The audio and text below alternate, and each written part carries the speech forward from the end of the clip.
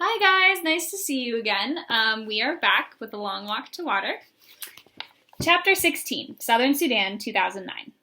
After the excitement of seeing that first spray of water, the villagers went back to work. Several men gathered in front of Naya's house. They had tools with them, hoes and spades and scythes. Her father went out to meet them. The men walked together to a spot beyond the second big tree and began clearing the land. Naya watched them for a few moments. Her father saw her and waved. She put the plastic can down and ran over to him. "Papa, what are you doing?" "Clearing the land here, getting ready to build." "To build what?" Naya's father smiled. "Can't you guess?" Rochester, New York, 1996 to 2003. Salva had been in Rochester for nearly a month and still had not seen a single dirt road. Unlike Southern Sudan, it seemed that here in America every road was paved. At times, the cars whizzed by so fast he was amazed at anyone on foot could cross safely. His new father, Chris, told him that dirt roads did not exist in the countryside, but there were none in Salva's new neighborhood. That dirt roads did exist in the countryside, but there were none in Salva's new neighborhood. All the buildings had electricity. There were white people everywhere. Snow fell from the sky for hours at a time and then stayed on the ground for days. Sometimes it would start to melt during the day, but before all disappeared, more snow would fall. Salva's new mother, Louise, told him it would probably be April, 3 more months before the snow went away completely. The first several weeks of Salva's new life were so bewildering that he was grateful for his studies. His lessons, especially English, gave him something to concentrate on, and a way to block out the confusion for an hour or two at a time. His new family helped too. All of them were kind to him, patiently explaining the millions of things he had to learn. It had taken 4 days for Salva to travel from the Ifo refugee camp to his new home in New York. There were times when he could hardly believe he was still on the same planet. Now that Salva was learning more than a few simple words, he found the English language quite confusing. The letters O-U-G-H, rough, tough, fought, through, bow. The same letters were pronounced so many different ways. How a word had to be changed depending on the sentence. You said chickens when you meant living birds that walked and squawked and laid eggs. But it was chicken with no S when it was on your plate ready to be eaten. "We're having chicken for dinner." That was correct, even if you had cooked 100 chickens. Sometimes he wondered if he would ever be able to speak and read English well. But slowly, with hours of hard work over the months and years, his English improved.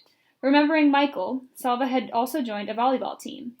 It was fun playing volleyball, just as it had been at camp. Setting and spiking the ball were the same in any language. Salva had been in Rochester for more than 6 years now. He was going to college and had decided to study business. He had a vague idea that he would like to return to Sudan someday, to help the people who lived there. Sometimes that seemed like an impossible notion. In his homeland, there was so much war and destruction, poverty, disease, and starvation, so many problems that had not been solved by governments or rich people or big aid organizations. What could he possibly do to help? Salva thought about this question a lot, but no answer came to him. One evening, at the end of a long day of study, Salva sat down at the family computer and opened his email. He was surprised to see a message from a cousin of his, someone he barely knew. The cousin was working for a relief agency in Zimbabwe. Salva clicked to open the message. His eyes read the words, but at first his brain could not comprehend them. "United Nations Clinic, your father, stomach surgery." Salva read the words again and again. Then he jumped to his feet and ran through the house to find Chris and Louise. "My father!" he shouted. "They have found my father!" After several exchanges of emails, Salva learned that the cousin had not actually spoken or seen his father. The clinic where his father was recovering was in a remote part of southern Sudan. There was no telephone or mail service, no way of communicating with the clinic staff. The staff kept lists of all the patients they treated. These lists were submitted to the United Nations' aid agencies. Salva's cousin worked for one of those agencies, and he had seen the name of Salva's father on the list.